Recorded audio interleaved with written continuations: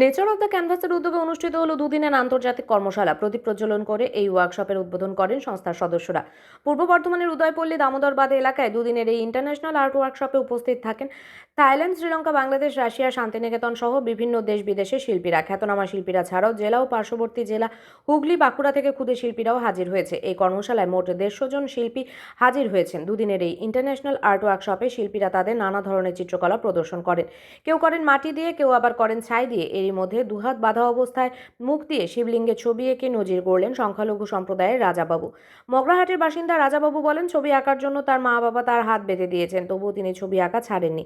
5 বছর বয়স থেকে ছবি এঁকে চলেছেন। হাওড়া থেকে আসা শিল্পী রঞ্জন কুর্মী পা দিয়ে ছবি আঁকেন। তিনি জানান, 6 বছর বয়স থেকে এই আঁকা শুরু করেন। দুহাত অকেজো হওয়ায় পা দিয়ে ছবি এঁকেই এইভাবে বেঁচে আছেন। নেচার অব দ্য ক্যানভাসের সদস্য রঙ্গজীব রায় বলেন, নেচার অব দ্য ক্যানভাসের উদ্যোগে দুদিনের এই ইন্টারন্যাশনাল কর্মশালা করা হয়েছে। দেশ বিদেশ ছাড়াও পার্শ্ববর্তী জেলা থেকেও আর্ট শিল্পীরা অংশগ্রহণ করেন। পূর্ব বর্ধমান থেকে সঞ্জিত কুড়ি রিপোর্ট, সংবাদ একলব্য। এটা আমরা একটা ইন্টারন্যাশনাল ওয়ার্কশপ করছি নেচার অফ দ্য ক্যানভাসের ব্যানারে এবং রংতুলির যৌথ উদ্যোগে আমরা এই প্রোগ্রামটা করছি। এখানে কম করে 150 জন আর্টিস্ট পার্টিসিপেট করেছেন। এখানে আর্টে আমরা যে আর্ট শিল্পকলা করি, শুধুমাত্র পেইন্টিং নয়, পেইন্টিং ছাড়া যে শিল্পকলা হয় সেটা আমরা সমাজে মাঝে তুলে ধরছি। যেখানে sand art, public art, land art, installation art এবং বিভিন্ন মেটেরিয়াল সংগ্রহ করে এনে শিল্প তৈরি করা। কারণটা কি?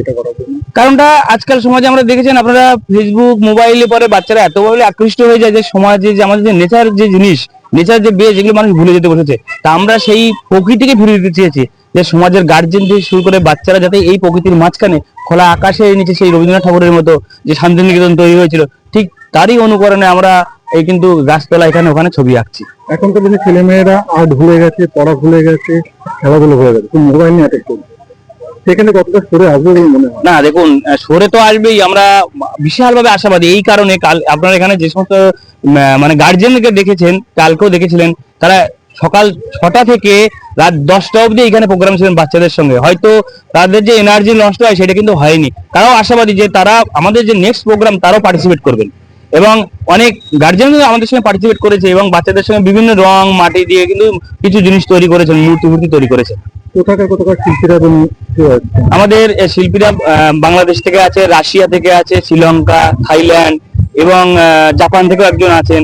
তাছাড়া আমাদের যে পাশের কলেজ, মানে বিশ্ববিখ্যাত যেটা ইংরেজ সময়ে তৈরি বিশ্ববিদ্যালয় শান্তিনিকেতনের অধ্যাপক, কলাভবনের অধ্যাপক দুজনা ছিলেন, সুতনুবাবু এবং হচ্ছে অমিত কুমার ধারা। এছাড়া আমাদের ভিক্টোরিয়া মেমোরিয়ালের যে পেইন্টিং ডিপার্টমেন্টে যিনি আছেন, হেরিটেজ ডিপার্টমেন্টের দেখাশোনা দিবাকর কর্মকার। এছাড়া বিভিন্ন এই যে গুণীমানী আর্টিস্টরা দেখতে পাচ্ছেন, মগরাহাট থেকে এসছেন, দুর্গাপুর থেকে এসছেন এবং বিভিন্ন রাজ্য থেকেও আছে, উড়িষ্যা, আপনার হচ্ছে গুজরাট আর্টিস্টরা। এছাড়াও আমাদের বর্ধমানে যে আর্ট কলেজটা আছে, ওনারাও অধ্যাপক এখানে এসেছিলেন। শিশুরা ড্রয়িং করতে দেখছি, শিশুরা কি সব বর্ধমানে না বাইরে? না, আমাদের শিশুরা, আমাদের যে রংতুলি স্কুলের যে ম্যাডাম আছেন, উনি কম করে 7টা মানে জেলা থেকে এসছে। বীরভূম, বাঁকুড়া, বর্ধমান তো আছে, মেদিনীপুর, এরকম আশেপাশের জেলা থেকেও কিন্তু এখানে পার্টিসিপেট করেছেন। আমার নাম রঙ্গজীব রায়। আমি একজন চিত্রশিল্পী, তার সঙ্গে অ্যাসিস্ট্যান্ট প্রফেসর প্রশান্ত দাশগুপ্ত কলেজে। আমরা সফলতা পাবো অবশ্যই যদি যাদের বাচ্চার জন্য আমরা খাটছি বা পরিশ্রম করছি, বা আমরা একটা চিন্তা ভাবনা নিয়ে বাচ্চাদের জন্য ভেবে রয়েছি যে বাচ্চাদেরকে আমরা তৈরি করব, এটা কিন্তু সহযোগিতার হাতটা কিন্তু অভিভাবকদেরও প্রয়োজন আছে। কারণ তারা যদি বুঝতে পারে যে হ্যাঁ, আমাদের বাচ্চারা মোবাইলে অ্যাডাপ্ট হয়ে যাচ্ছে, এতে বাচ্চার চোখের প্রবলেম হচ্ছে, বিভিন্ন রকম প্রবলেম হচ্ছে এবং খাওয়া দাওয়া ঠিকঠাক করছে না, এইটা যদি অভিভাবকরাও বুঝতে পারে, তাহলে আমার মনে হয় ভালো। শুধু আমরা করে দেবো আর এটা একতরফা হয় না, এটা সহযোগিতাটা গার্জেনদের তরফ থেকেও খুব প্রয়োজন আছে। যদি তবে আমরা বেশি চেষ্টা করেছি, সব গার্জেনকেও বুঝিয়েছি। আমি তো আমার ক্লাসে প্রত্যেক গার্জেনকে বলি, এবং আমি কিছু কিছু এখন স্কুলে দেখাচ্ছে যে মোবাইল নিয়ে ব্যবহার করলে বাচ্চাদের কি ক্ষতি হতে পারে, সেইগুলো আমি আবার আমার প্রজেক্টে দিয়ে তাদেরকে বোঝাচ্ছি যে মোবাইল ব্যবহার করে না, মোবাইল যতটুকু তোমার প্রয়োজন আছে ততটুকু ব্যবহার করো, তারপর তোমার আর অন্য কিছু বা এই যে কি বলে কার্টুন ছবি দেখা এইসবগুলো দেখছে, এতে মানে কি হচ্ছে, নেশাগ্রস্ত হয়ে যাচ্ছে বাচ্চা। সেখান থেকে দূরে রাখার জন্য শুধু যে আমাদের ভূমিকা আছে তা নয়, ভূমিকাটা সমাজের আছে, প্রত্যেকের আছে। আমরা চেষ্টা করছি, তো এইভাবে আমরা চলছি, দেখা যাক। তবে আমরা পারবো, কারণ আমরা একটা সময় গোটা ভারতবর্ষ জুড়ে এই ড্রয়িং সম্বন্ধে মানে কেউ চিন্তা ভাবনা করতোই না, এবং বাচ্চাদেরকে পাঠাতো না, এই করতো না। কিন্তু আমরা সত্যি করে আমরা বিপ্লব আনতে পেরেছি যে প্রত্যেকটা ঘরে ঘরে বাচ্চাকে যেমন আমরা ড্রয়িংটা ঢুকাতে পেরেছি, মানে ওদের ঘরে প্রবেশ করেছে ড্রয়িং, যে হ্যাঁ ড্রয়িং শেখানো হোক সব কিছু। আগে শুধু গানের মধ্যে ছিল, এখন গান, নাচ, যোগা এবং ড্রয়িং আরো বিভিন্ন অ্যাক্টিভিটি যেগুলো রয়েছে সেগুলো কিন্তু গার্জেনরা একটু করাচ্ছে। মা বাবারা হয়তো ছেলের মধ্যে শিক্ষিত করে ডাক্তার করবো, প্রফেসর করবো, ইত্যাদি করবো, ড্রয়িং এর দিকটা কতটা ঝুঁকি? শুনুন, এইটা নিয়ে আমি প্রত্যেকটা গার্জেনকেই বলি, যদি কেউ মনে করে যে ড্রয়িংটা আমার দরকার নেই, দেখুন সত্যি কথা বলতে কি জানেন তো, জীবনের প্রতিটা জিনিসই হচ্ছে ড্রয়িং।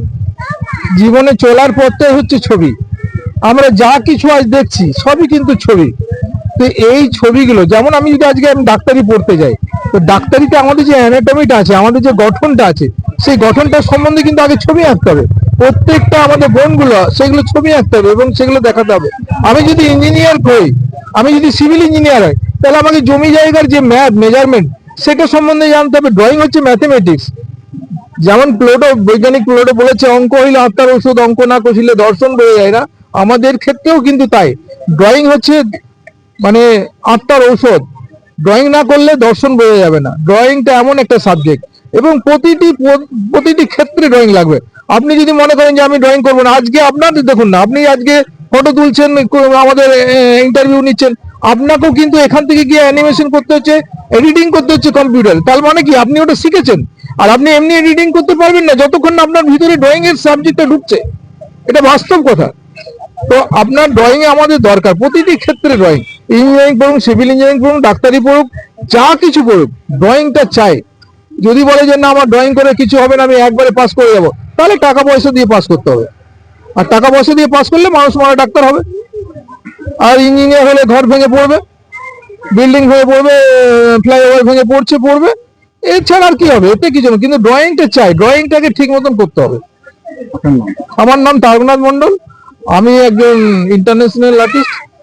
আমি বাংলাদেশ থেকে অ্যাওয়ার্ড নিয়ে এসেছি, সাউথ আফ্রিকা থেকে অ্যাওয়ার্ড নিয়ে এসেছি, এবং নেপালটা যাব আবার। বডি পেন্টিং এর একটা তোড়জোড় চলছে। তো আমি ছবি নিয়ে আসি, আমি বাচ্চাদেরকে বেশি ভালোবাসি, বাচ্চাদেরকে নিয়ে থাকতে ভালোবাসি, এবং আপনাদের সামনে বলতেও দোষ নেই, আমার 62+ এজ। আর আমি আছি ভালো আমার বাচ্চাদের জন্য। বাচ্চারা আমার ভগবান।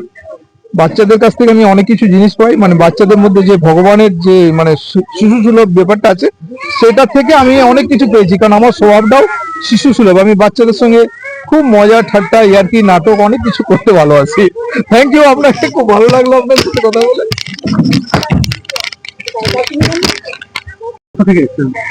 আমরা আসছি মগরাহাট থেকে। আমার নাম রাজা বাবু, আমি চিত্রশিল্পী, ছবি আঁকি। এরকম আর্ট গুলো হচ্ছে, এগুলো সর্বত্র দেখা যায়? না, এগুলো সর্বত্র দেখা যায় না, বিশেষ কিছু জায়গাতে হয়। কিন্তু রঙ্গজিৎ বাবুর একটা আলাদা প্রয়াস এই আর্ট ওয়ার্কশপ নিয়ে বা এই কাজ কর্মকাণ্ড নিয়ে, যেটাতে মানুষ অনুপ্রাণিত হচ্ছে, আরো আগামী দিনে আরো অনুপ্রাণিত হবে। কারণ আমাদের চিত্রকলার মধ্যে দিয়ে যে কিছু করা যায়, এই ধারণাটা আমাদের এডুকেটেড পার্সনদের মধ্যেও নেই। তারা জানে যে ডাক্তার, ইঞ্জিনিয়ার হলেই যেন অনেক কিছু করা যায়, কিন্তু আর্টের জগতে শিল্পকলা দিয়ে যে একটা কেরিয়ার তৈরি করা যায়, এখানে যে যে চাকরি আছে, এখানে ছবি পেন্টিং বিক্রি আছে, সেইগুলো অনুপ্রাণিত হচ্ছে আমাদের এইসব জায়গায় ছেলেমেয়েরা। আগামী দিনে আশা রাখা যায় যে আমাদের এই প্রয়াস হয়তো আরো এগিয়ে যাবে।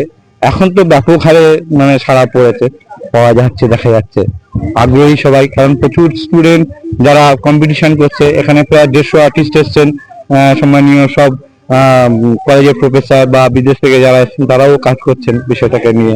আমরা নিজেরা এসেছি, আমাদেরও ভালো লাগছে। অসাধারণ এরকম প্রয়াস যেন সবসময় হয়, এই আশাটা রাখবো রঙ্গজিৎ বাবুর কাছে। আমার নাম রাজা বাবু, আমি এসেছি মহাট থেকে, আমি একজন চিত্রশিল্পী। ঘর থেকে বেরোনো নিয়ে অনেক ঝঞ্ঝট দেখা যায়, এখনো দেখা যায়।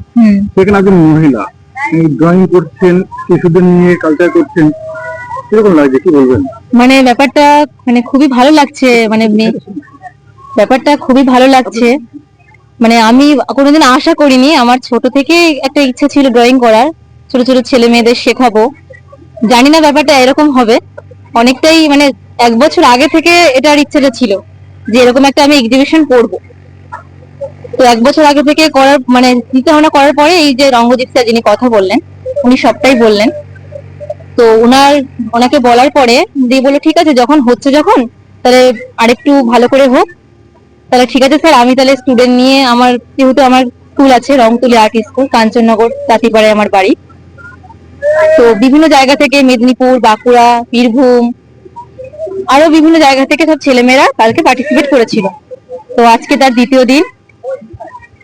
ছেলেমেয়েরা এখন মোবাইলের প্রতি আসক্ত হয়ে গেছে, তো সেখান থেকে বের করে আনার জন্য আমাদের এই আজ শিল্পকলা, যাতে ছেলেমেয়েরা আরো শিল্পের প্রতি অ্যাট্রাকটিভ হতে পারে। আপনার নাম?